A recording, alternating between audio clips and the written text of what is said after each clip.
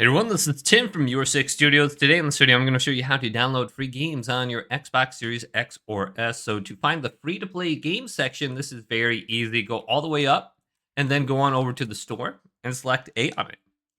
Now on the left side here, let's go on down to games. And you can see all these different categories. Go on down to where it says top free and select this. And you can see the top played games that are free to play on your Xbox. And this one is new, Tom Clancy's Rainbow Six Siege. It looks like this one is free to play now.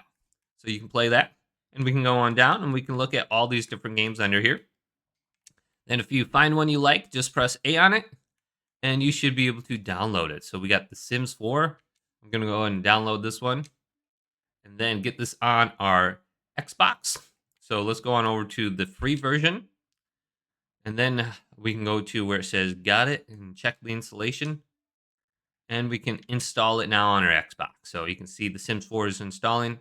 And this one is actually pretty fun on my Xbox. Hopefully this video did indeed help you out. If it did, leave it a big thumbs up. And subscribe to my channel down below for more tech videos coming up next on YourSix Studios.